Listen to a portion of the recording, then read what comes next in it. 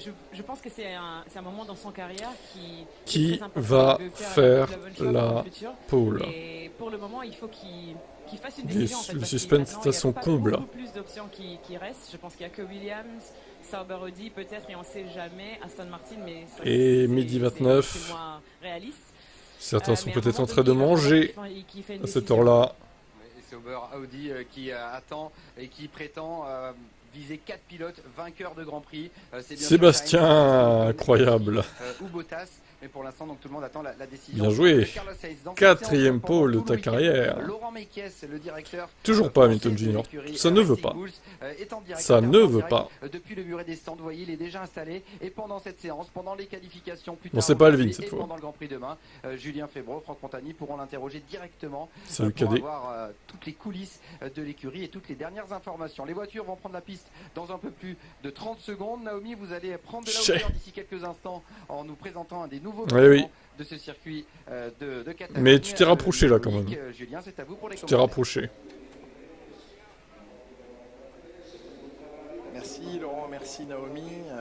Le circuit de Barcelone qui essaye de se renouveler, de faire peau neuve, d'améliorer, de moderniser ses infrastructures. On le verra tout à l'heure avec Naomi parce que la concurrence elle est là. Loïc Duval, Madrid va faire son Salut, apparition ton écran est noir. au calendrier Oui, je en suis au courant. 2026. Pas de On panique. parle, d'une possible Salut à vous alternance sur de YouTube, certains du Grands coup. Prix. Est-ce que Barcelone pourra s'inscrire dans cet éventuel plan d'alternance? Il y a plus de candidats aujourd'hui que de places en Formule 1. On va rappeler que le nombre maximum de Grands Prix réglementairement parlant, c'est 24, c'est pas 25, c'est bien 24, et qu'aujourd'hui, on est déjà à cette limite réglementaire. Alors les accords Concorde peuvent être revus à l'avenir pour les prochaines années et peut-être augmenter le nombre, mais il y a plus de candidats que de places sur la grille. L'alternance, ce serait une bonne chose, Loïc Duval? Alors, alternance de Grand Prix. On aime Salut, retrouver Mamadou. un petit peu ces rendez-vous, vous savez, qu'on Bien, a et toi? chaque année. C'est vrai que les pilotes aussi aiment ça.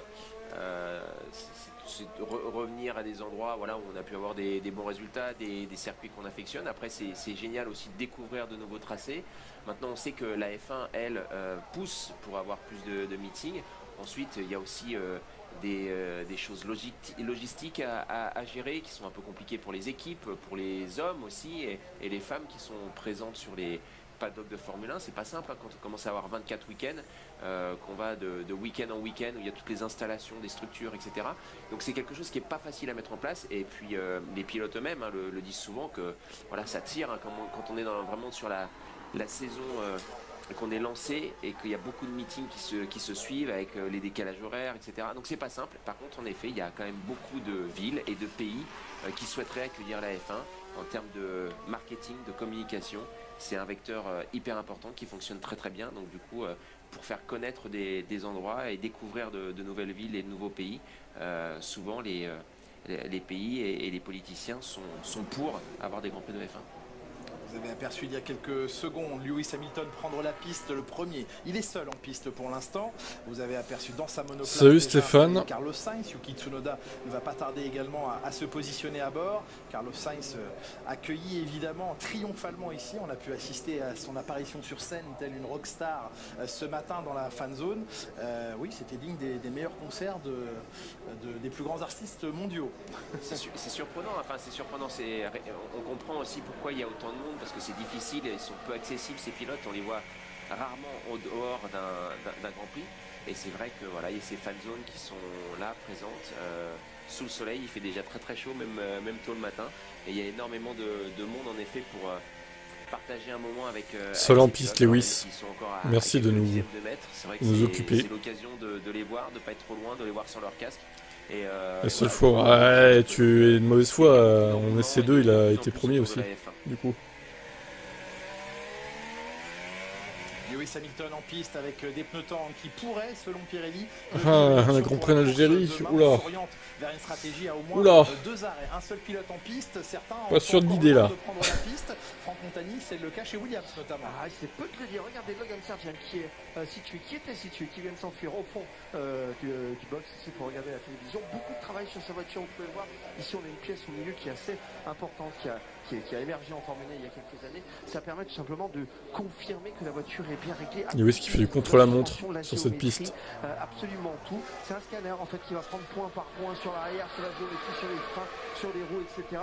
Ce qui va permettre de rassurer et de tout de suite donner un check sur le de la voiture. C'est assez important. Vous voyez qu'on travaille beaucoup sur la partie arrière. Le moteur est complètement dégagé. On peut même jeter un petit coup d'œil de ce côté-là. Si on arrive avec ici, on voit qu'il y a une personne qui est en train de refroidir ou réchauffer sur le côté avec une sorte de soufflette. Bref, pas mal de travail. Et quand on passe à côté sur la voiture d'Alex Albon, on voit que la voiture, elle est prête à rouler. Ouais, non, mais s'ils vont en Afrique, ce sera plutôt en Afrique du Sud, à Kialami ou un truc comme ça, je pense.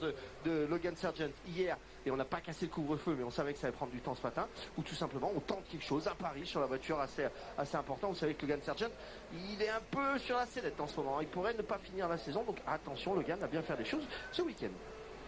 Oh oui.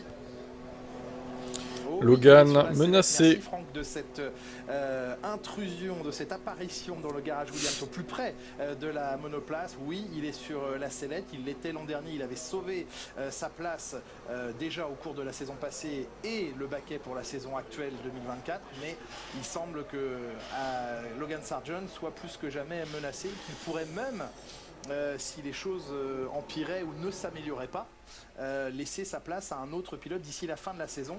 Beaucoup parlent de Kimi Antonelli, le jeune pilote Mercedes. C'est pas forcément lui. Il y a quand même un tip sur YouTube et on débat concernant Briatore. Comment évolue la situation. Il dit que Singapour 2008 n'a jamais été prouvé, c'est juste un raccourci émis pour encore plus le défoncer, surtout à l'époque, et Alonso n'a certainement pas besoin de ça pour gagner. Le mec est dans le déni en fait.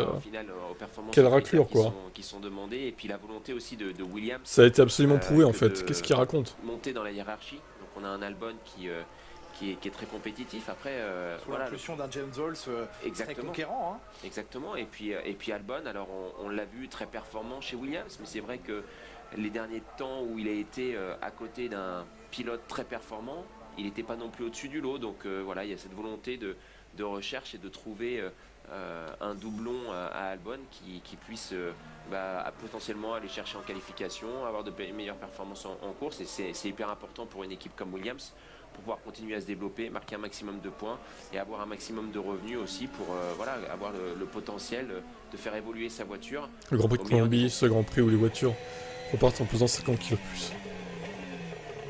Lol. On peut voir avec cette caméra embarquée dans le casque, on est sur un tour de préparation pour la Red Bull. Il y a très peu de voitures en piste, donc il y a Verstappen et Hamilton en piste. Ne pas monter les pneumatiques voilà. en température. Super. C'est relativement chaud. Et pour s'élancer, les outils ont fait exploser un navire grec. Oh la vache. Être doucement voué sur les reprises de gaz, etc. pour être sûr d'avoir une motricité tranquille. Et là, voilà, maintenant on est dans le dernier virage à fond. Et c'est parti pour un tour au volant avec Verstappen.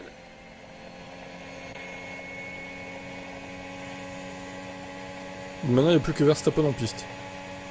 Mais dis donc, c'est bien, hein, ces trois, hein, ça sert beaucoup. Hein. Cet enchaînement, le premier virage 1, 2, 3, voilà, le premier qui est un petit peu en banking, on rentre très vite. Ce virage 3 qui sera à fond, comme le disait Laurent Mekies hier en qualification, en tout cas en course un petit peu moins. Il faut faire attention à l'avant-gauche. Voilà, l'avant-gauche, c'est un pneumatique qui souffre beaucoup ici à Barcelone. Là, on arrive sur un des virages les plus lents, qui est légèrement en dévers. Donc la sortie, la motricité est toujours un petit peu compliquée. Et puis là, on arrive dans une section qui est hyper agréable pour le pilote, avec un gauche-droite. En fait, on vient sortir sur cette banane jaune, et ce droite qui devrait passer à fond pour les meilleures voitures en qualification. Voilà, avant la ligne droite de retour, avec un gros freinage pour le virage, peut-être le virage le plus lent du circuit. On écarte beaucoup pour essayer de motricer au maximum. Là, c'est un endroit qui monte beaucoup. Hein. Et là, ouais, ça remonte beaucoup pour replonger maintenant dans le double droite. Voilà, il faut vraiment supprimer les essais 3. Je milite pour ça, mais on avait modifié le circuit avec une chicane pour des raisons de sécurité. Il faut vraiment supprimer cette séance. Le MotoGP, mais voilà, on aime bien ce double droite en Formule 1. Oui. On va en parler d'ici quelques instants de ce qui a changé dans la gestion des pneumatiques, ce double droite, ces deux derniers virages du circuit. Max Verstappen en médium à quelques millièmes de Lewis Hamilton qui lui roule en soft. On reste côté pit lane avec vous, Franck Montagny, et on se retrouve cette fois chez Racing Bulls. Ne vous y trompez pas, il ne disait pas au revoir Ricciardo, vous parliez tout à l'heure des changements, mais il y en a un autre qui est un peu sous pression, il est là, c'est Daniel Ricciardo, parce que ce jeune homme que vous voyez ici, Liam Lawson, est en fin de contrat ici avec Red Bull. On lui a promis un volant pour l'année prochaine. prochaine en Formule 1. S'il ne va pas, il a le droit de sortir. Et ce volant, il est là, c'est sur le numéro 3. C'est à cet endroit-là qu'il a envie de rouler, qu'on lui a promis. Mais il n'est pas tout seul. Il y a aussi notre jeune français, Isaac Adjar. Et puis la décision, elle sera prise par notre consultant de choc et notre super consultant de la journée. Il est là-bas, c'est Laurent Mekies, avec qui vous pourrez parler un petit peu plus tard. Franck, petite question. Vous, en tant que pilote, vous êtes dans la position de Daniel Ricciardo, de voir sur le côté droit de votre voiture, debout, dans l'attente absolue, un jeune Liam Lawson. Ça doit pas être très agréable, non? Alors, premièrement, c'est pas très agréable, mais la première chose que je faisais de la part de Ricciardo, c'est que je demandais s'il soit situé de l'autre côté. Pour pas avoir cette pollution visuelle, parce que ça dérange et c'est des petits trucs. On sait qu'il est présent, on sait qu'on a la pression, mais lui il est malin aussi. Liam Lawson, il est très malin, il sait très bien que c'est ici qu'il veut être, parce qu'il veut écouter ce que fait Ricciardo, il veut mettre la pression à Ricciardo, et tous les jours, toutes les fois que Ricciardo monte dans la voiture, je vous promets, il est là à cet emplacement. C'est un malin ce petit gamin. Eh oui, il faut réussir à se positionner, lui dans son rôle, Liam Lawson, Loïc Duval, il doit se montrer. Oui, il doit se montrer, il a fait de très belles performances dans le passé au volant de la F1. Après, c'est toujours compliqué d'être titulaire complètement et de rentrer. Maintenant, après, je pense qu'un Ricciardo aussi, voilà, il le sait, hein, il y a Lawson, il y a Adjar, il y a beaucoup de monde qui aimerait sa place et même peut-être potentiellement d'autres pilotes qui sont sur la grille. Donc la pression, elle est là, c'est certain. Après, c'est sûr que voilà, c'est un rappel régulier de le voir à vos côtés et puis aussi d'écouter vos radios, en fait, de connaître votre façon de travailler, ce que vous aimez, ce que vous n'aimez pas, vos faiblesses, vos qualités. Donc voilà, c'est toujours une certaine intrusion, c'est jamais complètement agréable. Les spectateurs, eux, ont dû trouver agréable ce geste de la main, bien sûr, de Fernando Alonso, les saluant dans ce qu'on pourrait appeler un tour d'installation. Génial. Un out, un in directement, alors qu'il repart avec des pneumatiques médium. Trop d'essais, tu es ici. Ouais, je suis un peu d'accord. Hein. Pour moi, 2 séances, ça suffit. Hein. Fernando Alonso, franchement. Carlos Sainz, les Espagnols, bien sûr. Alors là, on peut voir une nouveauté de la Ferrari sur le côté du halo, sur la partie droite. Voilà. Tout à droite, cette petite virgule là, cette vague. Exactement. Il y aura plus d'action si le sprint servait de qualif pour le dimanche. Ça ferait 2 séances d'essai. Ils ont eu des nouveaux ponts. Oui, mais alors ça, non, Stéphane, ça, le sprint qui sert de qualif pour dimanche, on l'a déjà testé, hein, pour info. Hein. C'était en 2021. Qui vous permet de pouvoir. Et c'était pas une très bonne idée pour le coup parce que justement, il prenait pas beaucoup de risques. Pour pas être, on va dire, se cracher ou quoi, tu vois, et partir dernier. Donc c'était pas une bonne idée ça. S'appellera Audi, vous le savez, en 2026. On attend de connaître le line-up, le duo. Non mais je m'en fous des trucs de headshot et tout, c'est bon. Mais on parle de F1, on parle pas de guerre là. Qui sera le deuxième pilote à ses côtés? Eh bien, la guerre, on en parle assez toute la journée, c'est bon.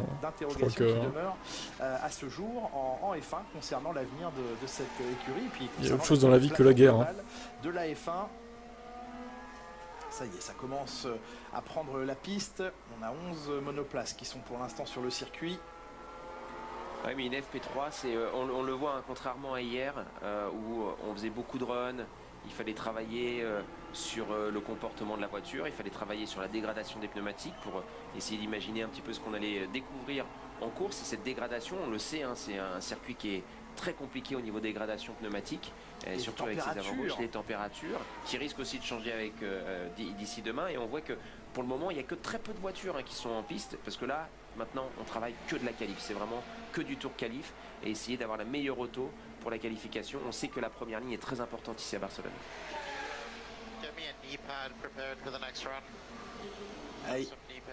Il va avoir besoin d'une genouillère.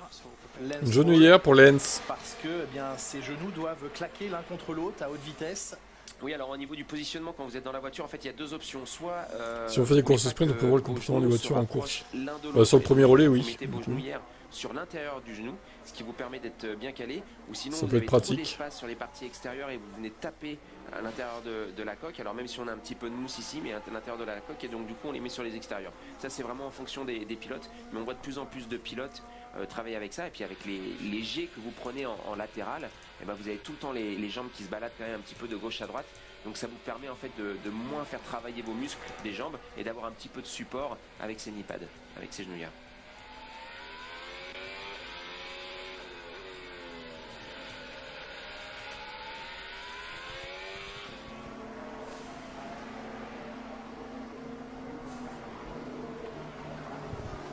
Et là, ça tire sur la nuque. Je peux vous dire que pour les pilotes, là, ce double droite, à la fin du circuit de Barcelone, ça tire énormément sur la nuque.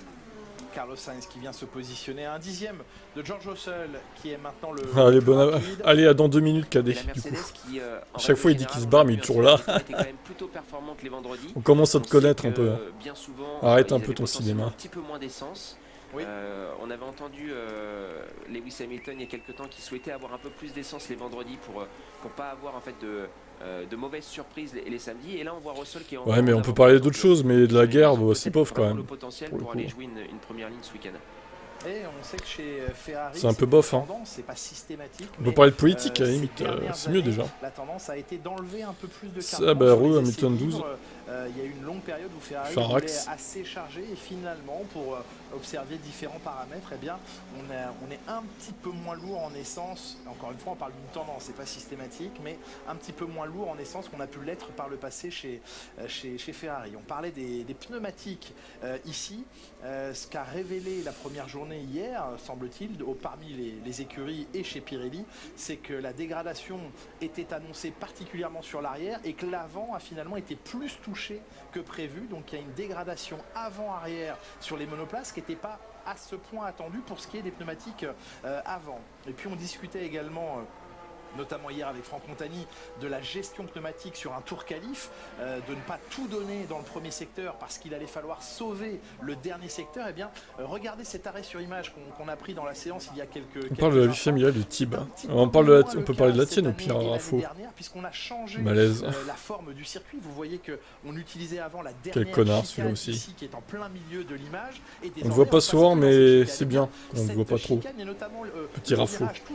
On t'aime pas trop en fait, toi non plus. Qui emmenait vers cette chicane, eh bien, était très gourmand sur le pneumatique et s'extraire de cette dernière chicane, la réaccélération, était également très gourmand. Elle roule bien la Tesla, ça va. Le fait de prendre maintenant les deux virages extérieurs, les deux grandes courbes à droite que vous voyez ici, eh bien, ça sollicite moins le pneumatique. Et donc, on m'expliquait ce matin que la nécessité de... Russell qui met 4 dixièmes à Lewis. Bah, je vous ai dit hier, hein. Je vous ai dit quoi hier? Hier, je vous ai dit, ça va s'inverser. Russell va être devant Lewis pour 3-4 dixièmes. On y est. Voilà. Mais c'est tellement évident. Que de prendre l'ancienne chicane. Donc voilà, à chaque fois, c'est pareil. Se livrer dans le premier secteur que par le passé. Commence à avoir l'habitude. Hein. Pour Russell, dis donc. Il demande un petit peu de mousse. Ouais, pour caler ses genoux. Surprenant que là, samedi, ils ont tous besoin de genouillères alors qu'on avait les séances d'essai. Mais et pour revenir à ce que vous disiez, en effet, avant, en fait, quand on avait la sortie de cette chicane, on avait besoin de motricer énormément. Donc au niveau du pneumatique arrière, c'était hyper compliqué parce qu'on était vraiment à basse vitesse et donc on devait énormément motricer à ce moment-là. Alors qu'aujourd'hui, c'est un double droite qui est très rapide et donc du coup, on va plus charger l'avant gauche. Et ça lisse un peu plus la dépense d'énergie. Ça lisse un peu plus, mais par contre, il faut faire attention parce qu'en effet, on a le virage 1, le virage 3 et le virage 4 qui sont quand même 3 virages où on pousse beaucoup sur l'avant gauche. Énergivore. Et on a également le virage 9. Et après, quand on arrive dans ces deux derniers virages, c'est un peu compliqué. Et on sait très bien que ces autos, si elles ont le grip mécanique avec le pneumatique, elles peuvent passer à fond en qualification les deux derniers virages. Mais si vous avez tapé trop dedans et que vous commencez à sous-virer pour les deux derniers virages, la perte va être énorme. Parce que vous je peux pas croire que Russell soit meilleur qu'Hamilton à voiture égale. Hein. Devant, bah moi non plus. Surtout en course ça se voit. Alors sur un tour il est peut-être un peu meilleur en ce moment, mais parce que peut-être qu'Hamilton a perdu un petit peu de sa superbe en qualif depuis ces années, depuis il y a 10 ans quoi on va dire. Mais bon, au final en course je trouve que Russell est quand même globalement derrière. Choque le corps et notamment ses virages et les jambes viennent se plaquer l'une contre l'autre et on peut se faire des douleurs sur les genoux. Franck Montagny, on vous retrouve dans la pit lane. Mais bon c'est bizarre cette histoire de sabotage, le mail et tout là. J'avoue qu'il y a quand même des trucs louches. On a un peu d'essence dans la voiture. Quand même des trucs louches. Dans ce box, parce qu'on est welcome chez Alpine, ça se fait toute la partie ingénieur. Hein. Regardez bien tous les écrans, les radars météo. En course, ça se voit, Russell n'a pas le rythme. Je suis d'accord avec ça. Toute cette partie-là en interne. Il a moins, enfin, il a pas, c'est pas qu'il a pas de rythme, il en a un peu moins quoi. On a travaillé depuis le stand qui est tout là-bas. Venez avec moi, on continue sur ces grands écrans ici géants. Ça c'est pour suivre comme vous à la télé. Ceux qui sont à gauche, vous voyez les deux on-board ici. Ça c'est très pratique pour travailler après sur la télémétrie parce qu'on va coller les images des deux pilotes en même temps qu'on va coller les courbes. Ce qui va vous donner clairement l'attitude et savoir où ça va vite et où ça va pas vite. Ici, on a le plan D'un côté droit, Ocon, avec Madame Ocon. Côté gauche, Gasly, avec Madame Gasly. Ici, on a les grands chefs. Le troisième pilote, qui est là, Jack Johan. Bruno Famin, qui est ici, Lucas Dimeo. Bonjour, enchanté. On va passer du côté de Gasly maintenant. Même infrastructure du côté de chez Gasly. On est bien accueillis ici, j'adore. On a beaucoup de monde ici. On prépare les pneumatiques. Ça va rouler encore un petit peu. Salut Yvan et Affinity 44. On va baisser le poids des autos et on va commencer à attaquer les gros temps pour cette séance. On va ressortir. Merci Franck pour ce tour de garage. Le tour de Franck dans le garage.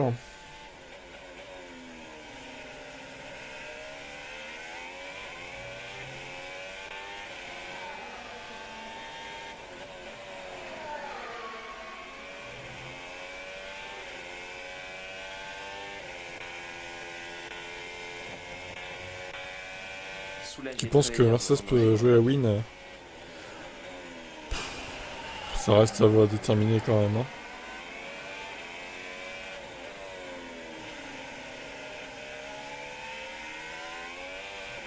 J'aimerais bien, mais bon.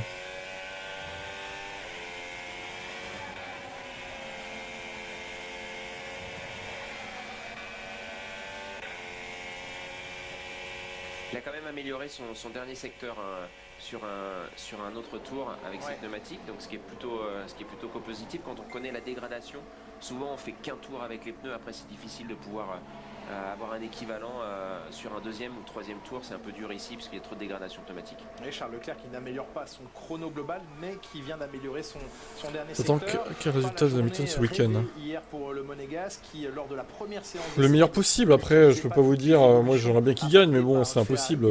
Ça serait bien qu'il fasse un podium aussi. Après, si c'est pas possible, top 5, on va dire.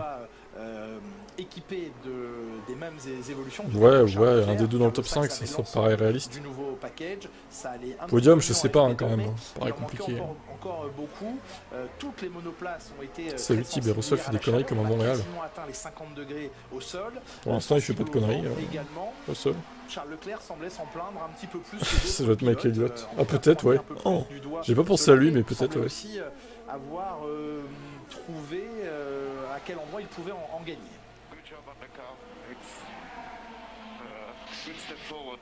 Voilà un message positif. Et oui, bon travail sur la voiture, c'est un bon pas en avant, vient de dire Charles Leclerc. Ça contraste avec la voiture est horrible de la FP1 hier qu'il avait prononcé à la radio. Bon, voilà, un pilote qui sait aussi passer un message positif à son équipe et... Comme le dit son ingénieur, ça fait plaisir à entendre. Ouais, c'est hyper important parce que forcément il y a un petit peu de doute. Pourquoi, comment? C'est vrai que hier Sainz semblait très facile et il jouait facilement les avant-postes. C'était un peu plus dur pour Charles.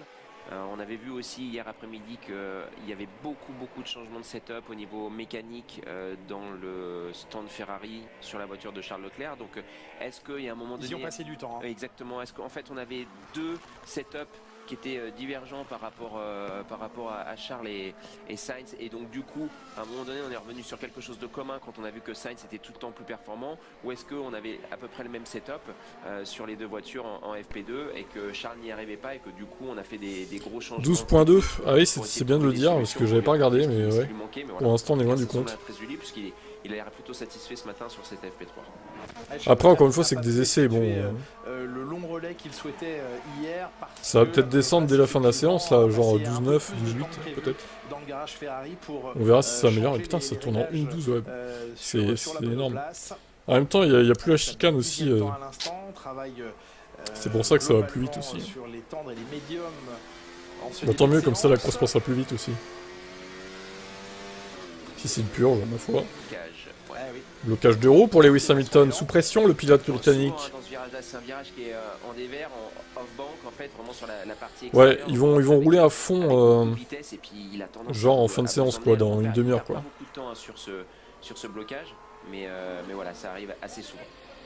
Et Franck, on en parlait de Ferrari à l'instant, bien vous y êtes chez Ferrari. On est chez Ferrari, regardez ce capot moteur, un petit peu derrière, beaucoup plus bodybuildé, un peu plus rond. On a l'impression qu'on a travaillé vraiment sur cette ouverture et cette fluidification de l'air sur l'aileron arrière qui tombe directement sur les rear beams, les beams derrière qui sont à côté de l'échappement. Vous voyez ces deux ailerons à côté de l'échappement, ceux-là ils sont ultra importants, surtout lorsqu'on est sur une zone de DRS ouverte.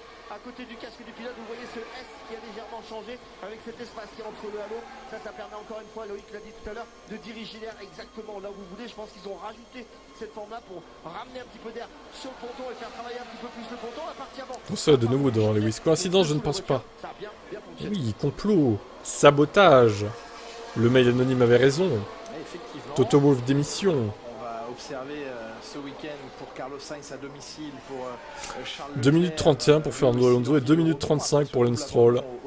Ils sont dans le rythme, Aston Martin. Hein. On est sur deux phases de développement complètement différentes par rapport on va dire, aux 4 meilleures équipes du plateau. C'est-à-dire qu'on Aston Martin, ils font deux tours ils font un tour pendant que les autres en font deux en fait. Tellement ils sont lents. Et par contre, on a les McLaren et les Mercedes. Zéro évolution. Alors, je crois que chez Mercedes, on a apporté des nouvelles pièces qui ont les mêmes visuellement, qui ont en fait les mêmes caractéristiques, mais par contre qui sont plus légères. Donc, on a travaillé sur le poids. Et c'est pour ça qu'on n'en a pas les informations parce que visuellement ce sont toujours les mêmes. Mais voilà, dans l'ensemble, en fait, on est sur une phase de développement qui est un petit peu différente. On sait que tout le monde veut venir avec de nouvelles évolutions. On parle souvent, voilà, on va chercher 1 dixième, 2 dixièmes grand maximum sur ces évolutions. Et donc on a Red Bull et Ferrari d'un côté et McLaren et Mercedes de l'autre côté pour le moment. Red Bull qui apportera son prochain step important d'évolution en Hongrie. Grand Prix de Hongrie dans quelques semaines. Ce sera l'avant-dernier Grand Prix avant la pause estivale. Il restera la Belgique avant que la F1 se mette en pause. Mais Grand Prix de Hongrie, prochain gros step prévu pour Red Bull selon nos informations. Un Max Verstappen qui hier, je disais, était un petit peu gourmand.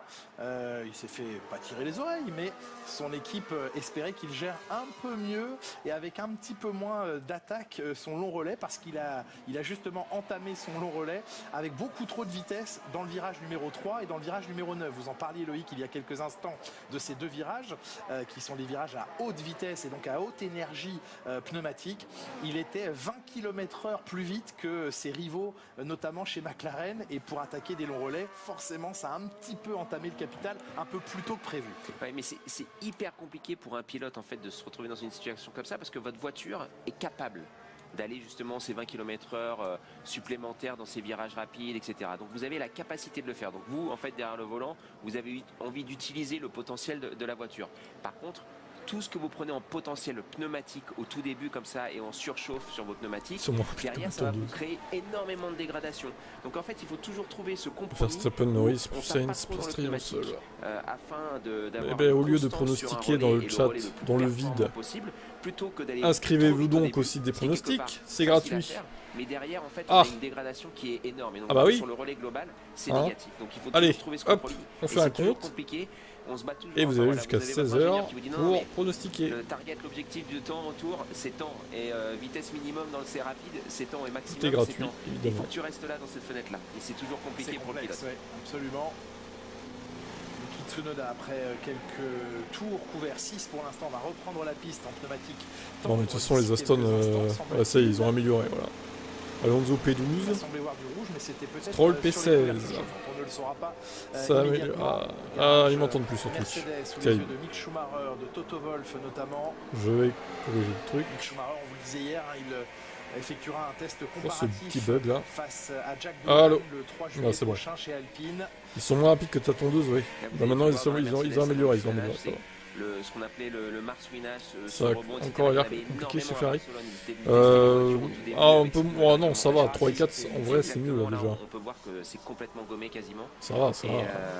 Je suis monté dans la voiture hier. Pas de panique, hein, ils sont pas 12e et 11e. C'est pas Montréal non plus. Les voitures sont très rigides. Parce même sur quelques mètres comme ça. Non, et puis quand ils relâchent la voiture, vous savez, du pit stop et qu'on vient au sol, il y a quand même énormément de Montréal, c'était vraiment un accident de parcours, je pense, pour Ferrari, et là, ça va aller mieux. C'est pour ça qu'hier soir, vous n'étiez pas très en forme au padel. Un peu mal au dos, voilà, c'est ça. Et oui, demain, vous découvrirez ce petit reportage pit stop. Vous êtes allé vous entraîner avec l'écurie Mercedes aux arrêts au stand, et on découvrira tout cela dans la grille demain. Vos rendez-vous, vous pouvez déjà les noter, puisque la grille sera diffusé en clair à partir de 13h50. Non, Lewis Hamilton n'est pas dans les tribunes du Grand Prix, il est en piste, mais son sosie, lui, est bien dans les tribunes de Barcelone. Il a affolé les réseaux sociaux, ce jeune homme, ces derniers jours. Ouais, c'est vrai, le mec, je sais pas si tu l'avais vu, le sosie là. Une certaine ressemblance avec le vrai. C'est Hamilton en plus jeune, quoi. Je disais 13h50, la grille demain en clair sur Canal, puis le Grand Prix à 15h, suivi de Formula One, et c'est dans la grille qu'on découvrira impressionnant. Vos arrêts au stand. Rosie Waite était-elle là au moment où vous faisiez vos arrêts? Elle est l'une des responsables de la stratégie chez Mercedes. Non, elle n'était pas là. Par contre, il y a quand même énormément de complexité.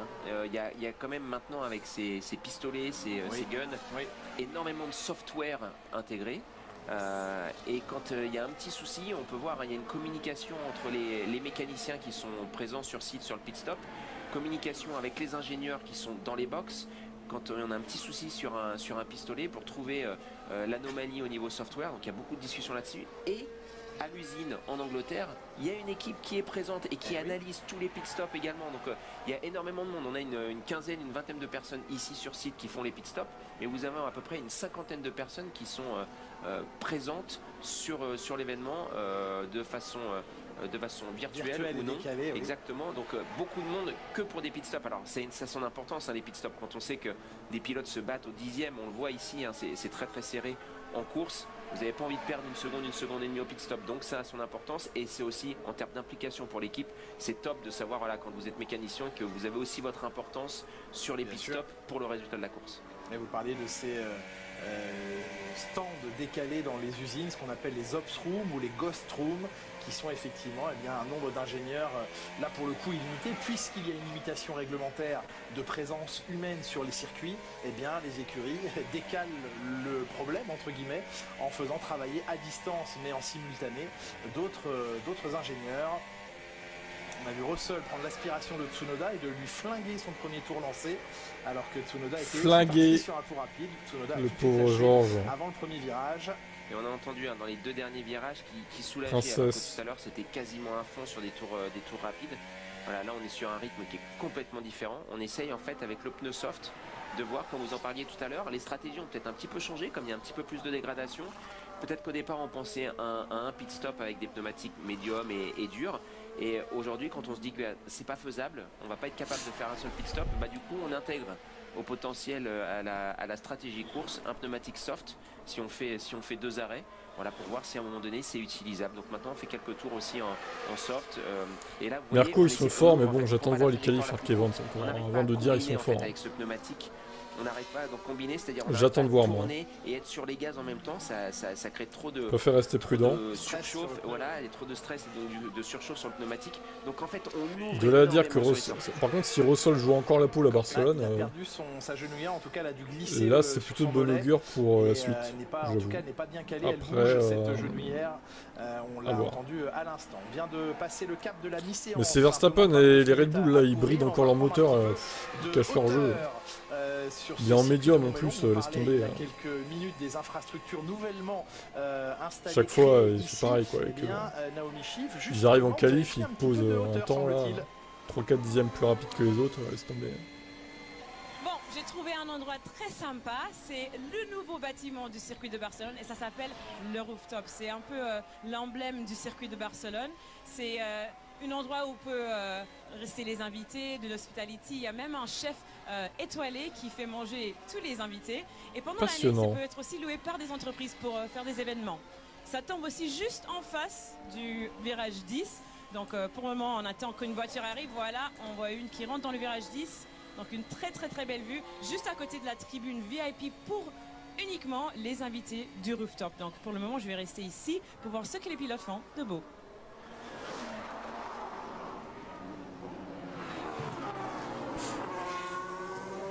Merci Naomi pour merci bien. Loïc. Oui, non, on a vu sur l'arrière de l'Alpine, on fait encore des tests aéros. On te sent blasé, parce qu'on te sent blasé, oui. Là, en fait, moi, je me méfie d'eux. Hein. Ils nous ont promis monts et merveilles, Mercedes, mais au final... le flux d'air sur la voiture et sur les ailerons arrière, on sait que beaucoup d'équipes aussi sont venues avec de nouveaux ailerons arrière. Alors, c'est pas le cas chez Alpine, mais peut-être en vue des prochaines évolutions. Il y a de quoi être blasé, je pense, depuis 2022 avec eux. Une compréhension maximum ici à Barcelone. On sait que Barcelone, pour les équipes, c'est une énorme. Il serait temps qu'ils progressent, Mercedes. C'est là que les équipes ont fait le plus de kilomètres. On connaît très bien, on connaît de façon par cœur ce tracé. Et donc c'est bonjour, je me fais chier trop pour tout. Mais ça alors. Je pensais que tu partais, Cadet. Pourtant, tu nous avais dit que tu partais, je ne comprends pas. Et on profite de cette dernière séance. Toto, il a rien promis. Non, mais attends. Tout ce week-end, nous le passons. Ils nous promettent depuis 2022, on va progresser, on va revenir au top. Faut arrêter de se voiler la face à un moment donné. Enfin, vous êtes aveugle ou quoi là? Vous avez oublié toutes les déclarations qu'ils ont fait ces dernières années là? Sérieusement quoi. Avec toutes ces évolutions dont on parle depuis hier. Bonjour, écoutez, c'est d'abord un travail d'analyse pour savoir, pour voir si les pièces qu'on a amenées fonctionnent, ne fonctionnent pas, qu'est-ce qu'elles veulent dire en termes de changement des réglages. C'est quoi cette histoire de compte? Quoi? Comme vous le voyez pour l'instant, c'est une équation difficile, dans le sens où on a du mal à extraire la performance qu'on espérait de ces pièces. C'est le début de l'aventure, ça fait aussi partie d'un risque qu'on doit accepter quand on fait des changements importants sur la voiture.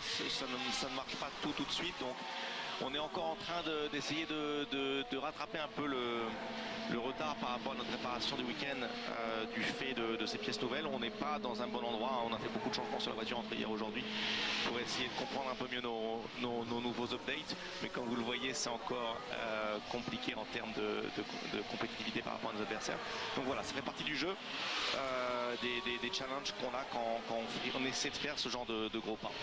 Avec justement ces gros pas en avant et ces nombreuses pièces, est-ce qu'il est juste de dire que la pièce la plus importante c'est le nouveau plancher de cette voiture et que c'est sur cette pièce que vous concentrez en ce moment le plus d'efforts de compréhension? Oui, c'est vrai, il y a le plancher, il y a le Perez tourne moins vite que les restos en médium. Qui ont changé. On a dû revenir en arrière malheureusement. Sergio, il conduit en fait une V-Carb. Hein. On nous le cache, mais il conduit une V-Carb. Vous avez vu, on avait un petit problème avec le DRS qui nous a empêché d'utiliser cet aileron arrière. Donc voilà, c'est pas idéal. On sait que tout compte dans un week-end. Bah Mercedes, ça régresse, ça stagne en fait, plus que ça régresse.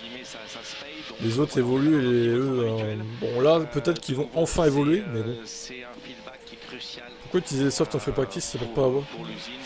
Ouais, c'est vrai qu'il y a ça aussi, mais bon, ils le font tous visiblement. Après, il faut quand même qu'ils testent les softs pour les qualifs, tu vois. Merci Laurent, quand même, pour faire un temps. Mais si après, oui, en course, ils se... En fait, ils doivent se dire, les softs, il y a peu de chances qu'on les prenne en course. Comment est-ce qu'on fait là pour préparer la qualification? Est-ce que vous êtes quand même et je pense qu'ils pensent au risque, au bénéfice-risque en fait de faire ça. Et en course, ils doivent se dire, ouais, il n'y aura pas besoin de les prendre normalement. Bon, Montréal, si quand même, parce qu'il pleuvait, le safety car et tout, ils auraient pu se dire, on va peut-être garder un train de soft. Mais au final, ils l'ont pas fait. Ce qu'elle peut appeler, on peut utiliser, voir les temps autour. Bon, ça, je le garde pour moi, désolé. Après, vous avez le... J'ai pas envie qu'il se fasse striker le site en question, donc je le garde pour moi. Mais vous avez le live streaming de la F1 au pire. Qui fait le job, hein. Évidemment, la qualif s'approche, donc on va devoir sans doute sur le dernier set se reconcentrer sur la qualif et sans doute rechanger plus de choses que ce qu'on ferait sur un autre week-end entre la FP3 et la séance de qualification. Mais on a préféré faire cet investissement pour les prochaines courses plutôt que de se reporter tout de suite sur ce week-end de course à notre schéma classique. Alors toi, t'es lunaire. Hein. Alors déjà, il est même pas intervenu dans le chat. Et la seule intervention qui est faite, c'est je sors à toutes. What? Pierre Gasly à l'attaque au sommet du virage numéro 9. Bah à toutes du coup. Il faut laisser une roue sur la ligne blanche, mais il reste un petit bout. Et on l'a certains d'entre vous, vous êtes vraiment lunaires quand même. En haut de ce virage numéro 9, donc ils ont une toute petite marche supplémentaire, mais à ces vitesses-là, vu leur position dans la voiture sur un sommet comme celui-ci, être capable de jauger de la présence ou non de la roue encore sur la ligne, c'est quand même pas la chose c'est pas simple. la en plus plus, simple. Ça monte, donc c'est légèrement en aveugle. Alors forcément, vous avez fait beaucoup de tours, mais on essaie de passer de plus en plus vite, donc il peut y avoir des petites surprises. Et puis voilà, on peut toucher un peu le vibreur intérieur ou aller sur le vibreur extérieur. Il faut essayer plein de choses pour vraiment mettre tout dans l'ordre pour justement ce dernier train de pneus là, de la FP3 qui va nous préparer au mieux pour les qualifications et avoir une énorme confiance, parce qu'en fait c'est une histoire de confiance avec la voiture et de ressenti, parce que vous rentrez dans un virage aveugle à fond, quasiment à fond, et puis là on peut revoir sur l'Alpine d'Esteban Ocon. On voit bien qu'on a mis ce flux pour essayer de comprendre au mieux comment évoluer l'air sur l'aileron arrière. Le mot technique Flovis, c'est cette peinture à base de paraffine qui laisse une empreinte du flux d'air sur les pièces sur lesquelles elle est apposée, cette peinture, et qui permet donc une lecture visuelle de l'écoulement du flux d'air. Une bonne séance hein, pour l'instant pour les Alpines. Esteban Ocon 7e temps, Pierre Gasly 9e temps. Une nouvelle fois, les deux Alpines sont dans le top 10 en approche de Oscar n'y arrive plus cet après-midi. On va d'ailleurs écouter Esteban Ocon à la lecture de la première journée hier. Pierre Gasly était 4e, Esteban Ocon était 9e. Et le Français nous parle justement de ses premiers essais ici à Barcelone qui se passent bien chez Alpine. C'est un peu inattendu, on va dire. Je pensais que ça allait être beaucoup plus difficile ce week-end et que vraiment sur les longs virages comme ça, qui est une caractéristique qui est assez compliquée pour toutes les voitures, on allait avoir du mal, mais apparemment on a l'air plutôt à l'aise. Donc c'est une bonne nouvelle. On espère garder cette vitesse demain, bien sûr. Parce que bon, aujourd'hui ça compte pas vraiment, donc c'est demain qu'il faudra que ça joue, et j'espère qu'on pourra garder ce niveau de performance, donc à voir demain.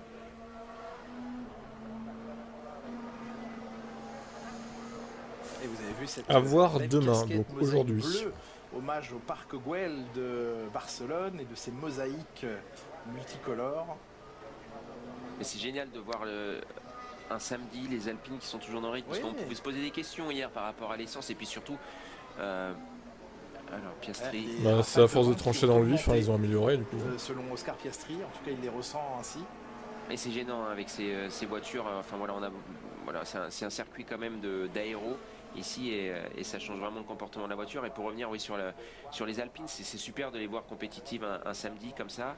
Alors on n'est pas encore à la fin de séance, il faudra voir si ça descend exactement, mais par contre ça veut dire que potentiellement il y avait quand même encore un peu d'essence hier dans les voitures, donc mais ce qui est surprenant, c'est en fait la surprise des pilotes, et ça veut dire que par rapport à tous les outils de données qu'on peut avoir aux simulations, on n'imaginait pas, en tout cas face à la concurrence, être dans ce rythme là. Et ils le sont, donc peut-être des choses à apprendre de ça. Voilà, est-ce que l'outil de simulation est pas juste, pourquoi est-ce que ça fonctionne alors qu'on imaginait que ça fonctionnerait pas? Ça c'est hyper important d'essayer de comprendre ça, parce que si on arrive à comprendre ces choses là, c'est là qu'on peut performer derrière. Oscar Piastri qui est sur les derniers grands prix de la saison. Ouais, en général il chausse ses pneus neufs si on fait la moyenne des dans les 10 dernières minutes. Oscar Piastri a la meilleure moyenne. Mettre le fou qui s'est refait un compte. Ça faisait longtemps qu'on t'avait pas vu, toi. T'étais passé où? 7 fois vainqueur de Grand Prix, ayant brillé notamment. Porté disparu là, ils reviennent, les fantômes qui reviennent. Également chez McLaren justement, où on a vécu une grosse chaleur, c'est le cas de le dire, en ce début de journée, juste avant ces derniers essais libres. Franck Montagny, vous êtes côté paddock et vous nous donnez des nouvelles de ce qui s'est passé chez McLaren. Ouais, ça va pas s'arrêter de brûler. Regardez, il y a beaucoup de fumée dans Qu'est-ce tous qui ces se passe, endroits-là. Les pompiers sont là, la police est là. Je sais pas pourquoi ils font ça, parce que ça passe de l'air partout. Mais bref, c'est la peau en fait du camion qui a brûlé, la double peau de l'intérieur. Donc ils sont en feu, McLaren, littéralement. Complètement évacuer la partie alpine, il n'y a plus personne qui est à l'intérieur, donc forcément. En fait, tout le paddock va brûler, quoi. T'as Alpine qui va brûler aussi, ça va leur rappeler Le Mans. Ça va compliquer un peu les choses, parce qu'on va enlever de l'hospitalité. Ces hospitalités, certes, elles font beaucoup de bien pour les VIP, mais c'est elles qui permettent de donner à manger, de restaurer et de faire toute l'infrastructure pour les mécaniciens et les gens de la technique. Matt le fou sur Twitch, oui.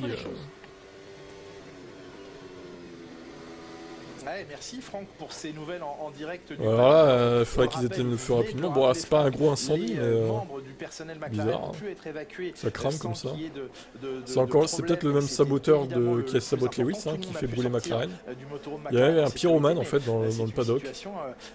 What the fuck.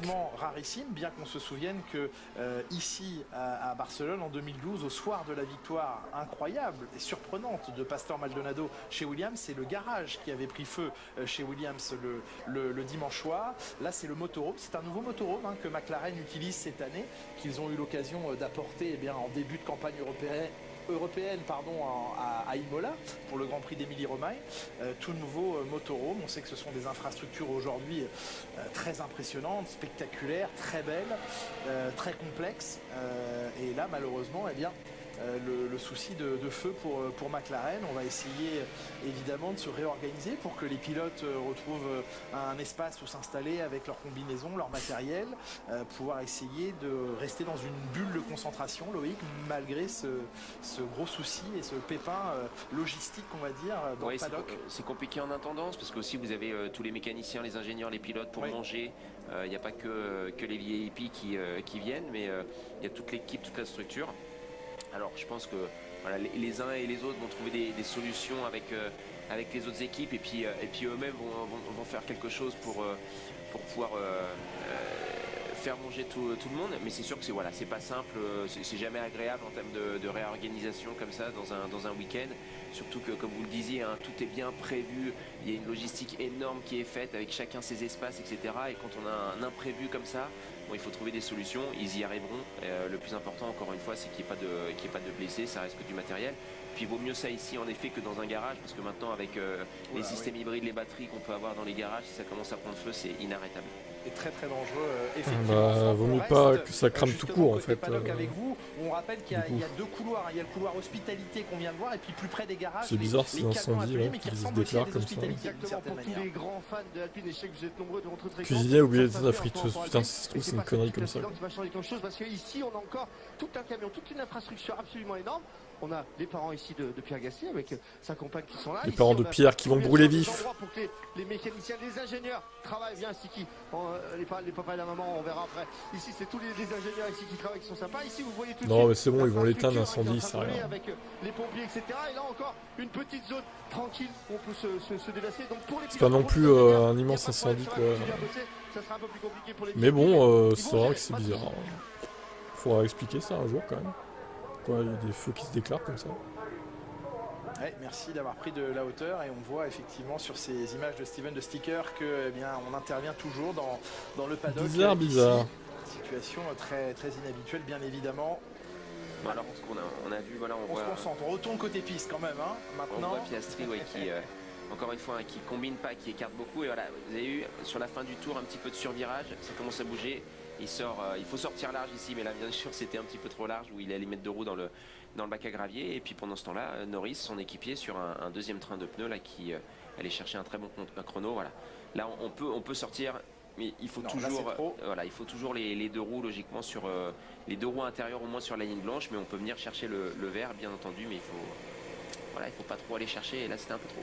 Et regardez la domination sur le circuit, ce comparatif GPS entre Norris et Piastri. Norris en orange, vous voyez qu'il domine les 80% du circuit, si ce n'est plus, avec un seul avantage au virage 4 et 5 pour Oscar Piastri. Mais là, Norris a posé son empreinte sur le circuit dans cette séance. Il a le meilleur temps, on le rappelle, une 13.043 pour Lando Norris à cet instant du week-end. On est 6 dixièmes plus rapide que la séance d'essai libre l'an dernier. On va pas tout comparer, mais tout de même les voitures vont plus vite. George Russell en deuxième position. Là, les écarts sont plus importants qu'hier, hein. Il n'y a que les 8 premières monoplaces qui restent dans la même seconde, jusqu'à Nico Hülkenberg 8e. Kevin Magnussen n'est pas très loin, et pour l'instant on voit Max Verstappen 10e, c'est quand même inhabituel, il est à 1 seconde 2, mais bien sûr il reste encore un peu moins de 14 minutes, et on va sans doute se calibrer maintenant en mode qualif pour tous les pilotes. Oui, là on voit, hein, ça commence à soit re-rentrer dans les stands pour mettre le dernier train de pneus, ou même commencer à sortir. Je ne sais pas si Lewis Hamilton était sur un nouveau train, mais on a vu sur un tour de préparation en tout cas, et puis ça commence à rouler. Ouais, ça accélère un peu, ça y est. Sur des belles performances, mais en effet c'est hyper surprenant quand même de voir la Red Bull aussi loin. Alors même si on a vu ces derniers week-ends qu'ils étaient moins dominateurs que qu'ils avaient pu être dans le passé. Mais là, ça commence à être un petit peu loin sur un circuit où, en règle générale, ça leur avait plutôt. Vous avez vu la Bugatti voilà, ce comment ça s'appelle déjà, aéro, puissance, c'est vraiment ce qui correspondait à la Red Bull. Et là, il est un petit peu en difficulté. 1800 chevaux. On ne parle pas de Pérez qui est. Ah bah non, ouais. 1000 chevaux thermiques et 800 chevaux électriques. Chez Red Bull depuis le début du week-end, notamment le sur monstre, 445 km/h. 0 à 100 en 12 secondes. 0 à 300 en 10 secondes. Faible charge, alors que Max Verstappen utilisait l'aileron c'est arrière vraiment le braqué, donc à plus haute indécent, charge sur cet aileron. Deuxième séance d'essai libre, on inverse. l'aileron arrière plutôt dégradé et faible appui pour Max Verstappen et à fort appui pour Sergio Perez. Et ce matin, dernière série 3,8 millions en tout cas, eh bien, on a équilibré les deux monoplaces et on a choisi chez Red Bull l'aileron arrière à forte charge. On considère qu'en termes de réglage, même si c'est pénalisant en vitesse de pointe sur les lignes droites et sur ce circuit, il y a cette immense ligne droite de départ-arrivée, et bien pour la tenue des pneumatiques qui va être une clé absolue ce week-end, eh bien il vaut mieux avoir un peu plus de charge sur l'aileron arrière, de bien poser la voiture pour rouler sur les 80 et aider ainsi la monoplace à surtout le moins glisser possible, Loïc. Oui, mais à la fin, c'est Verstappen. Max dans le dur, mais qui garde quand même les 8 dixièmes habituels d'écart avec Sergio. Bon, dans le dur, je suis même pas sûr au final parce qu'ils sont bridés chez Red Bull. Les chiffres je pense qu'ils ont encore au moins une seconde 5 sous le pied, là, voire 2 secondes. Les comparatifs vous savez très bien qu'ils sont bridés pour les essais libres. La plus appuyée, pour moi, ils sont clairement pas dans le dur. Marco l'a dit mais en fait, après les essais libres. Pour tenir les pneumatiques, on va très certainement, à moins que clairement, apparaisse, mais elle est plutôt maintenant attendue demain matin. Max va jouer la poule. Alors Perez non, évidemment, mais Max oui. Du Grand Prix. Donc si le Grand Prix se déroule sur piste sèche, on s'oriente vers une stratégie. Le mec de base, il fait un crédit pour avoir une caisse à 20K. À tenir les pneumatiques et les choix d'appui vont être évidemment très importants. Bah ouais, après bon, pas forcément, on peut acheter sa voiture cash, ça dépend de chacun, mais bon, il y en a beaucoup qui font des crédits. Par contre, à 3 dixièmes de Norris, Hamilton, c'est un petit peu loin. C'est lui qui a fait le plus de tours. De toute façon, c'est pour les ultra riches, de la balance de l'auto. Mais en tout cas, ce genre de voiture. Il a fait plus de tours par rapport à. De toute façon, il n'y a que 250 exemplaires, même les ultra riches pourront pas tous en avoir une. Ce virage 3, là, ça passe à fond. C'est sûr. Ça joue à Q3, ou gros, je pense quand même, oui. Là, vous rentrez très vite dans le virage. Alpine à 290, ouais. Franchement, elle est décevante parce qu'elle est pas si puissante que ça, en fait. 220 chevaux, c'est la plupart de ce que font les électriques maintenant. 200 chevaux, ça n'a rien d'une sportive, en fait. Il aurait fallu monter à 300, minimum. Une autre monoplace qui est arrivée.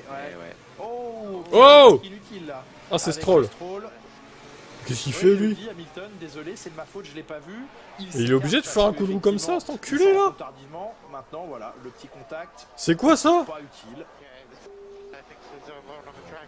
Mais ferme ta gueule, Stroll, t'es qu'une merde, hein, je te le dis, hein. C'est dangereux ce qu'il fait, là, en plus. Les coups de volant, là. Mais il y a eu contact. Ouais, bah ça, vous pouvez faire un plancher comme ça. Là, je pense, on a mis un petit élément de carbone. Ah, dommage que ça soit pour Alonso. J'aurais encore plus insulté.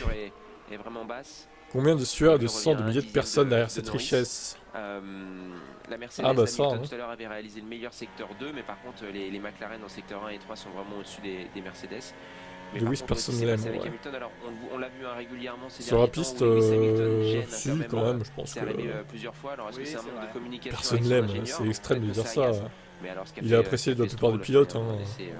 Il y a plus de personnes, de pilotes qui l'aiment, enfin qui l'apprécient, qu'ils n'aiment pas. Je pense. Bon, petit contact, dommage. Fin du tour maintenant. Oui, on l'a gêné, le pauvre Stroll. Tu vois, il aurait amélioré. Il aurait sûrement fait P15 au lieu de P18, donc il est chafouin. Avec ce 1.14 161. On vous présentait tout à l'heure les nouvelles infrastructures. Tu vas aller à 24 heures l'année prochaine? Dernière fois avec vous. Alors j'ai fait 9 heures de stream quand même sur 2024. C'est déjà pas mal. Hein. Mais clairement, je fais jamais un live de 24 heures. Donc ça, c'est pas possible. Où il y a tous les invités qui s'amusent. On vient de voir Max Verstappen qui s'approche vers le virage 10. Certainement pas. Comme j'avais dit, il y a bien un chef Michelin. Il s'appelle Monsieur Castro. Voilà. Bonjour. Comment ça va? Monsieur Castro. Donc il vient de restaurant 10. C'est fidèle du coup. Quelque chose. Qu'est-ce que je peux goûter? Tu m'as pas trouvé, mais enfin tu te fous de ma... J'ai pas livé sur YouTube en même temps. Tu es au courant que j'ai Twitch et en fait Rafo, et je suis la plupart du temps sur ces plateformes là plutôt que YouTube en fait. Pourquoi j'ai pas fait sur YouTube? Parce que le WEC et l'ACO a la fâcheuse tendance à striker en fait les lives. Donc j'évite de faire des lives de ça sur YouTube. C'est nul Twitch? Bah non, c'est pas nul. Merci beaucoup. Bon, comme vous voyez, on a des belles voitures. Fidel Castro, c'est lui en fait la taupe, ouais. C'est Fidel Castro quoi. Cette belle vue ici sur le virage. Mais je m'en fous que tu l'aimes pas Twitch. Je m'en branle hein, vraiment hein, que tu l'aimes pas Twitch. C'est pas mon problème ça. Ma foi, tu l'aimes pas, bah tant pis. Hein. De ce que j'ai déjà vu, il faut travailler un peu plus dessus. Sinon, t'as Kick. Je fais en parallèle sur les deux. Il n'y a pas de pub sur Kick pour le coup. Merci Naomi, effectivement, vous êtes très chanceuse. Hein, bah ouais, il m'énerve lui aussi là, Rafo là. On est très jaloux et on a faim. En quoi c'est mon problème qu'il aime pas Twitch? Je vais pas faire en fonction de vos envies. Hein. Ah bah un tel aime bien YouTube donc on va rester sur YouTube. Ah bah un tel aime pas Twitch donc on va éviter de streamer sur Twitch. Non mais enfin ça va pas la tête. C'est pas comme ça que ça marche les gars en fait. Moi je stream sur la plupart des plateformes en même temps. Donc YouTube un peu moins, c'est vrai. Mais en même temps, je pense que maintenant en plus je fais des streams sur les vieux Grands Prix 2011. Sur YouTube aussi, même si on voit pas l'image entière. J'essaie quand même de le faire sur YouTube aussi. C'est la base d'écouter la communauté. Et donc Rafo a dit il aime pas Twitch donc on arrête de streamer sur Twitch. Mais frérot, mais t'es fou en fait. Si on n'était pas là, tu parlerais tout seul devant ton PC. Et alors, bah il y a quand même du monde, ok, ça je dis pas le contraire, mais c'est quand même moi qui décide où je veux streamer de base quoi. C'est pas à vous de décider je pense. Hein. Il y a eu un tout petit soulagement hein, dans le 9, on a vu le graphique de... Après c'est à vous de suivre ou pas sur les sites où jouer quoi. Et encore, c'est pas des sites bizarres, random... C'est quand même des grosses plateformes que tout le monde connaît, Twitch, Kick, YouTube, bon ça va quoi. Que reste-t-il dans les pneumatiques pour ce dernier secteur? Là franchement t'es de mauvaise foi. Mais en même temps tu trolls toi aussi. C'est pour ça que j'ai un peu de mal avec toi parce que tu trolls beaucoup en fait. Et ça m'énerve. Ça m'énerve assez vite en fait. Alors ça y est, Sainz, meilleur tour. On a donc maintenant 4 voitures en moins d'un dixième. George Russell, 5e temps à 1 dixième et demi. Enfin fini les pubs 2 minutes en arrivant, puis 3 directs. Puis direct 3 minutes après. Bah t'as 4 subs toi aussi là, Hervé là. Ou va sur Kick. Eh les mecs sur Twitch qui vous plaignez des pubs. Vous avez Kick en vrai. Hein. Bah allez sur Kick. Vous faites les deux à la limite. Comme ça vous pourrez aussi poster sur Twitch. Comme des fois qu'il y a des faits. Ferrari, McLaren, Red Bull, Mercedes. Ocon remonte à l'instant au 11e rang. Passage de la ligne pour le français. Bottas au 13e rang. Et tu sais quoi Hervé? La prochaine fois que tu te plains des pubs, c'est time out de 5 minutes. Allez, on va lui mettre 5 minutes. Oh non, 10, 10. 10, allez, 10. Parce qu'il n'y a plus aucune raison de vous plaindre des pubs maintenant. Vous pouvez aller sur Kick. bien avec les pneumatiques parce qu'il est vraiment très fort dans ce dernier secteur, donc il semble Kick, il y a 0 pub en vrai. Garder du potentiel pneumatique face à une Ferrari, Charles Leclerc, où je dirais pas qu'il s'est effondré, hein, c'est très Time out, ouais c'est ça. C'est bien écrit ça. Time out. Et là on voit Lewis Hamilton, c'est un peu dur. Hein. Et ouais ça sort. Toute la remontée, on l'a senti en... Je serais chaud de faire une IRL pour un GP dans un bar avec la communauté de Tib. Ouais mais non. Avec Mozilla, pas de pub sur YouTube. Ouais non mais c'est vrai que après bon eux ils sont sur les mobiles, sur les téléphones aussi. C'est pour ça qu'ils ont des pubs. Mais oui, clairement avec les adblocks et tout, normalement sur PC vous avez pas de pub même sur Twitch. Hein. Avec uBlock Origin et Adblock normalement il n'y a pas de pub. Hein. Oui assez loin. En tout cas Alonso est 9ème. Lance Stroll lui est 17ème. Après l'avantage. Mais bon, s'il regarde sur téléphone, forcément, oui. On va dire que c'est plus compliqué pour bloquer les pubs. Voilà, température, pression pneumatique, pourquoi, qu'est-ce qui s'est passé, setup, alors il y a plein de choses, mais en tout cas, on a vraiment tout ce qu'il faut. Non, mais j'organiserai jamais un truc IRL. Déjà que je monte pas ma gueule en cam, alors je vais pas me montrer en vrai, encore moins du coup. Tu te doutes bien, info. Cette séance retour au garage pour Fernando Alonso, retour dans la voie des stands pour pas mal de pilotes. Ils auront l'occasion de reprendre la piste dans quelques instants s'ils souhaitent effectuer. Allez, 3 minutes dans cette séance. Alors ça n'améliore pas beaucoup hein, quand même là. Pour l'instant, je reste un peu sur ma faim. Enfin si, il y a quand même Max et Sainz qui ont amélioré, mais bon. D'ici là, vous vivrez dans quelques dizaines de minutes à 14h. Complexé Loulou, non mais c'est juste que je veux garder l'anonymat, en fait, c'est tout. C'est pas une question de complexe. Et retour en piste, donc, il va y avoir des morts, ça je dis rien. Putain oui, avec certains, ça va mal finir. Hein. Tu n'es pas emballé avec Canal. Tu n'es pas embêté avec Canal par emballé. Non, parce que je diffuse pas l'image, en fait. Je diffuse pas l'image, je diffuse que le son. Donc quel problème en fait. Et encore, vous entendez pas trop, hein. Vous entendez plus ma voix pour le coup. Tu ressens aucun d'entre eux. Ah oui, quand il lâche l'embrayage. L'effet catapulte. YouTube Premium, ah, le pigeon il achète YouTube Premium quoi. Il va pouvoir en effectuer un autre. Ça coûte cher en plus ça. Quelques minutes, Carlos Sainz, s'il le souhaite. Sur mobile avec Brave, il n'y a pas de pub non plus. Ah ouais? Je savais pas. Troisième et dernière séance d'essai libre. Il avait signé le deuxième temps hier à 22 millième. Le simple fait d'être un fan de Lewis, c'est un motif de complexe d'après moi. Oh là c'est dur. Alors là non, hein. J'accepte pas ça par contre. Hein. Allez hop. Il va se faire time-outer. Time-outer Florian, deuxième ban. Allez là, il insulte les fans de Lewis. Ah, là on ban Hervé pour moins que ça. Là c'est non. Là c'est non, j'accepte pas. Aussi proche depuis le Canada. Alors attends, je trouve la page de stream. Donc c'est plutôt intéressant. C'est mon seul abo payant, ça vaut. C'est 4 constructeurs et puis la Ferrari qui continue de bien performer avec un. Ah, c'est pas possible. Avec un Carlos Allez, Sainz tu ici dégages à la 10 maison minutes. qui va avoir à cœur de. Gratuit, ah non, pas gratuit. Voilà, avec sa fin de contrat en plus. Tu dégages 10 minutes et tu reviendras tout à l'heure pour les qualifs au pire. Prochaine, la chance allez, avec hop. la voiture dans laquelle il sera de pouvoir jouer les avant-postes. C'est un pull de Noël. Il manque de respect aux fans d'Hamilton, c'est inacceptable. Une supportrice de Carlos Sainz de lui ramener la victoire à la maison. Ah, il en rêve, je protège ma famille de la pub. Sainz. Oh là là, quel homme. Déjà victorieux cette saison, c'était en Australie. Pour les Australiens de femmes, il y en a qui font des montages où ils remplacent les voitures par les voitures de jeu, sans changer le reste de l'image. Alors ça, je sais pas comment ils font, mais c'est fort. J'avoue. C'est très très fort de faire comme ça. Deuxième ban pour Florian dans l'histoire de Twitch. Mes enfants ne voient pas de pub. Dans notre société, c'est un luxe. Ouais, genre quand ils regardent la télé, ils voient pas de pub. À d'autres, hein. À d'autres. Tu peux pas masquer la pub de la télé. Et peut-être qu'il va nous dire, mes enfants ne regardent pas la télé. Oui, bien sûr. Ils ne regardent jamais la télé, tes enfants. Est-ce qu'on cherche une information pour les qualifs en se disant, est-ce qu'on pourrait passer avec un train de pneus et 2 tours rapides effectués? Il y aura la différence entre les fans de Red Bull et Mercedes, l'autodérision. Au revoir. Allez, au revoir, c'est ça. J'ai pas la télé, regarde que YouTube. Hop, les amis.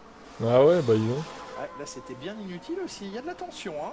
Alors attention, parce que c'est pas parce qu'ils voient pas de pub non plus que sur YouTube ils peuvent regarder que du contenu intéressant et instructif pour eux, hein, parce qu'il y a un peu de tout sur YouTube aussi. J'ai une IPTV pour la F1 film série. Ah ouais, le pirate, il a une IPTV quoi. À Barcelone, dans les cockpits aussi. Pirate! Attention, alors que là on a Sainz qui arrive sur. Et il s'en vante en plus. Il y a un gros dossier là. Il y a un gros dossier.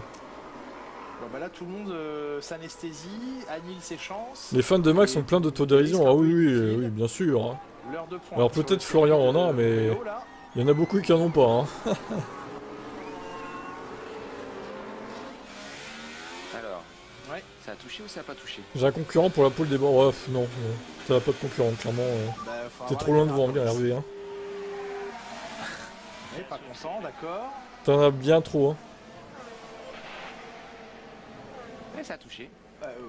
2 fois même. Chat bug Twitch. Alors quand le chat Twitch bug, remettez le post. En général, ça remarche pas. Mettez-le 2 fois, quoi. Plus Stéphane, de toute façon, là, ça se termine. Cette séance. Un peu. Wow! Alors, par contre, non, mais il va falloir qu'ils arrêtent les queues de poisson comme ça, regardez. Là, non, c'est pas possible en fait. Ouais, ça a légèrement touché, je pense les longs. Non, mais arrêtez de régler vos comptes sur la piste, les gars, non, je suis désolé, ça se fait pas ça en fait. Ouais, il le met rentré dedans, je pense qu'il y a des dégâts. À quoi ils jouent les pilotes? Ils se croient sur un jeu vidéo en fait ou quoi là? Alors, du coup, après, en plus, c'est Sainz. C'est Carlos qui aime Norris quoi. Bon, alors ça, c'est trop quoi. Oui Abel, t'as vu la grille NASCAR, mon pauvre, je te plains. Bon après c'est pas terminé, hein, t'inquiète, tu vas pouvoir revenir. T'as les qualifs aussi Abel, t'as les qualifs, tu peux marquer des points. Si tes pilotes font dans les points, top 10, bon. Mais c'est vrai que tu commences mal, bon après, il y a 3 courses dans le round 1, t'auras le temps de te rattraper.